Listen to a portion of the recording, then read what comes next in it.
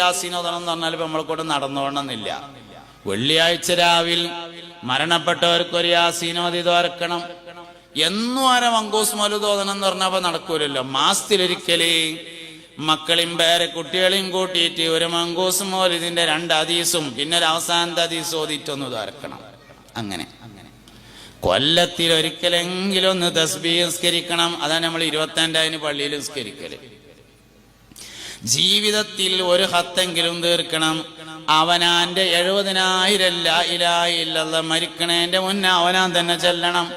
പള്ളിക്കൊന്ന് കിട്ടിയാൽ ലാഭം, അത്രയല്ലേ ഉള്ളൂ. പള്ളിക്കൊന്ന് മരിച്ചാൽ വെള്ളിയാഴ്ച ഒരു ദിക്ർ ഉണ്ടായാലുണ്ട്, പല പള്ളിക്ക് ഉണ്ട്, ഇവിടെ ഉണ്ടാവും എന്നാ വിചാരിക്കണേ, പലയിടത്തും ഉണ്ടായാലുണ്ട്. കിട്ടിയാ കിട്ടി, ഇല്ലെങ്കിൽ കിട്ടിയില്ല. എല്ലാ കാലമൊന്നും കിട്ടിക്കോളുന്നില്ല, എപ്പം ഉണ്ട് എന്ന് വിചാരിക്കാം. നാളെ കമ്മറ്റിയൊക്കെ മാറി വലിയ വലിയ പുരോഗമനവാദികളൊക്കെ വന്നിട്ട് അതൊന്നും ഇപ്പൊ വേണ്ടവര് ചെല്ലിക്കോട്ടെ എന്ന് പറഞ്ഞാൽ അത് മുടങ്ങി.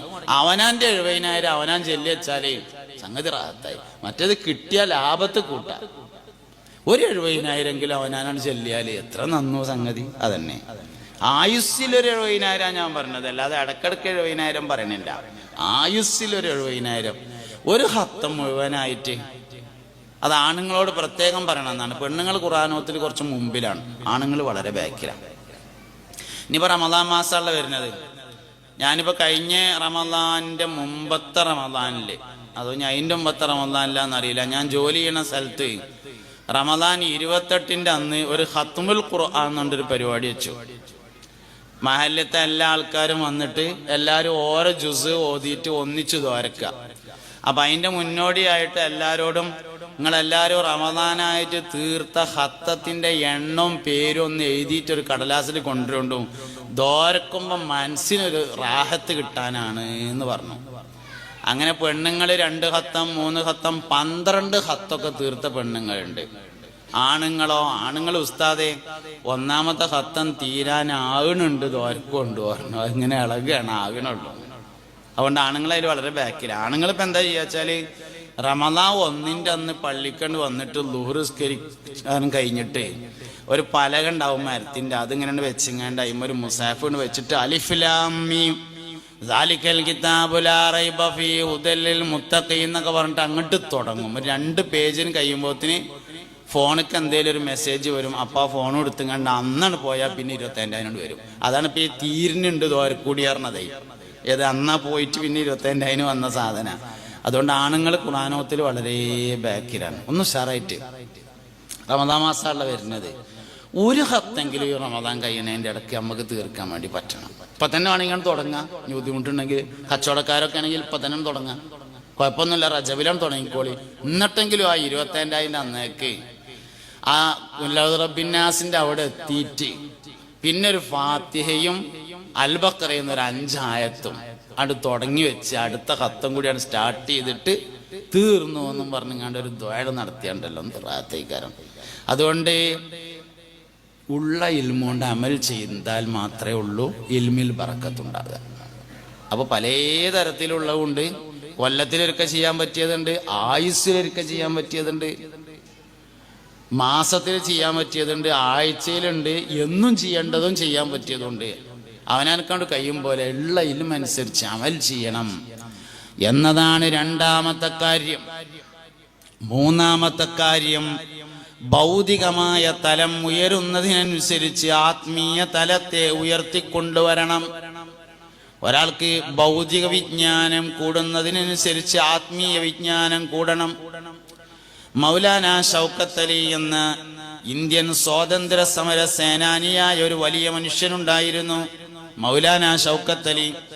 മൗലാന ഷൗക്കത്ത് അലിയോട് തന്റെ ഉമ്മ ഒരിക്കൽ പറഞ്ഞു, മോനെ, നിന്റെ വിവരത്തിൽ ഏറ്റവും വലിയ വിവരം മുഹമ്മദ് നബിയെ കുറിച്ചുള്ള വിവരമായിരിക്കണം. ഈ സാധനത്തിന്റെ പേര് മൈക്രോഫോൺ എന്നാണ്. ഇതിന്റെ മുമ്പിലുള്ള ഈ സാധനത്തിന്റെ പേര് മൈക്രോഫോൺ എന്നാണ്. ഇതിന്റെ പേര് മൈക്രോഫോൺ എന്നാണെന്ന് മൗലാന ഷൗക്കത്ത് അലി പഠിച്ചാൽ അന്ന് ഒരു ഉസ്താദിനെ പോയി കണ്ടിട്ട് മുഹമ്മദ് നബിനെ പറ്റി എന്തെങ്കിലും പറഞ്ഞു തന്നെന്ന് പറയും, സല്ലല്ലാഹു അലൈഹി വആലിഹി വസഹ്ബിഹി വസല്ലം. എന്നിട്ട് നബി തങ്ങളെ കുറിച്ച് എന്തെങ്കിലും ഒന്ന് പഠിക്കും. മുസ്തഫ നബി സല്ലല്ലാഹു അലൈഹി വസല്ലം തങ്ങളെ കുറിച്ചുള്ള വിവരമായിരിക്കണം ഇൽമിലെ ഏറ്റവും വലിയ വിവരം എന്നാണ്. അത് സ്നേഹത്തിന്റെ അടയാളമാണ്. സ്നേഹമുള്ളതിനെ കുറിച്ച് പറയാൻ കഴിയുകയും പറയുകയും ചെയ്യുന്നതാണ്. ചില ആൾക്കാർ വൈകുന്നേരം അസറസ്കാരം കഴിഞ്ഞിട്ട് ചായ കുടിക്കാൻ വേണ്ടി പീടിയിൽ വന്നാല് വർത്താനം ഇങ്ങനെ തുടങ്ങുന്നേ, എന്റെ പേരക്കുട്ടി ഇന്ന് വൈകുന്നേരത്ത് സ്കൂളിട്ട് വന്നപ്പോഴേ മാംഗോന്ന് ഇംഗ്ലീഷാണ് പറഞ്ഞു എന്ന് പറഞ്ഞിട്ട് അങ്ങനെ തുടങ്ങുക. അതിന്റെ അർത്ഥം എന്താ? പേരക്കുട്ടിയോട് നല്ല ഇഷ്ടമുണ്ട് എന്നാണ്. ഇഷ്ടമുള്ളതിനെ കുറിച്ച് എല്ലാവരും പറയും. എനിക്ക് എൻ്റെ കയ്യിനെ കുറിച്ച് പറയാൻ കഴിയുന്നതിനേക്കാൾ കൂടുതലായി മുഹമ്മദ് നബി സല്ലല്ലാഹു അലൈഹി വസല്ലമയുടെ കയ്യിനെ കുറിച്ച് പറയാൻ കഴിയുമെങ്കിൽ എൻ്റെ ഈ കയ്യിനേക്കാൾ മുഹമ്മദ് നബിയുടെ കയ്യിനോട് ഇഷ്ടമുണ്ട് എന്ന് വരും സല്ലല്ലാഹു അലൈഹി വസല്ലം. അതുകൊണ്ട് ഇൽമിൽ വെച്ച ഏറ്റവും വലിയ ഇൽമ് മുസ്തഫായ നബി സല്ലല്ലാഹു അലൈഹി വസല്ലമ തങ്ങളെ കുറിച്ചുള്ള വിവരമാകണം. അതാണ് ഭൗതിക തലം ഉയരുന്നതിനനുസരിച്ച് ആത്മീയ തലം ഉയരണം എന്ന് പറഞ്ഞത്. ഇനി വരുന്ന കാലഘട്ടത്തില് മുസ്ലിം സമൂഹത്തിന്റെ ഈമാൻ ചോദ്യം ചെയ്യുന്നതിന് വേണ്ടി വരുന്ന എല്ലാ സംശയങ്ങളും മുഹമ്മദ് നബിയെ കുറിച്ചുള്ള സംശയമായിരിക്കും സല്ലല്ലാഹു അലൈഹി വസല്ലം. അതുകൊണ്ട് വരുന്ന കാലത്ത് ഏറ്റവും കൂടുതൽ ഈമാൻ നിലനിൽക്കണമെങ്കിൽ പഠിക്കേണ്ട വിഷയവും അഷ്റഫുൽ ഖൽഖ് സല്ലല്ലാഹു അലൈഹി വസല്ലം എന്ന വിഷയമാണ്. പുണ്യ നബി സല്ലല്ലാഹു അലൈഹി വസല്ലമ അഷ്റഫുൽ ബശറാണ്, മനുഷ്യരിൽ ഏറ്റവും ഷറഫുള്ള ആളാണ്. മുസ്തഫായ നബി സല്ലല്ലാഹു അലൈഹി വസല്ലമയുടെ ശരീരത്തിന് റോസാപ്പൂവിന്റെ മണമായിരുന്നു എന്ന് ഇമാം തുർമുദി തന്റെ ശമാഇലിൽ ഉദ്ധരിച്ചിട്ടുണ്ട്. പുണ്യ നബി സല്ലല്ലാഹു അലൈഹി വസല്ലമ ഉറങ്ങുന്ന സമയത്ത് നെറ്റിത്തടത്തിൽ വിയർപ്പ് പൊടിയാറുണ്ടായിരുന്നുവെന്നും ആ വിയർപ്പ് തുടച്ചെടുത്തിട്ട് കുപ്പിയിലാക്കി സുഗന്ധമാക്കി സൂക്ഷിക്കൽ പതിവുണ്ടായിരുന്നു അവിടുത്തെ ഉമ്മമാരായ, അവിടുത്തെ ഭാര്യമാരായ ഉമ്മഹാത്തുൽ മുഅ്മിനീൻ എന്നും ചരിത്രത്തിൽ നസ്സാൻ.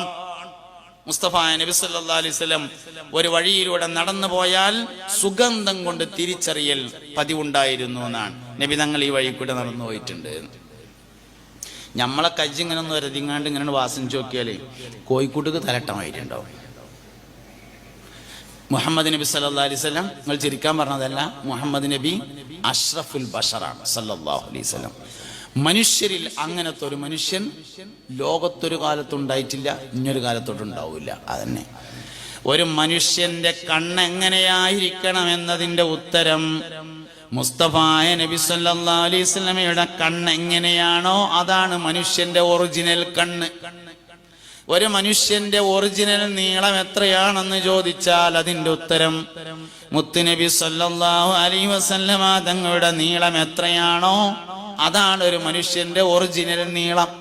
അതാണ് സല്ലല്ലാഹു അലൈഹി വആലിഹി വസഹ്ബിഹി വസല്ലം. അസ്സലാത്തു അലൻ നബി വസ്സലാമു അലർ റസൂൽ അശ്ശഫീഇൽ അബ്തഹി വൽ ഹബീബിൽ അറബി.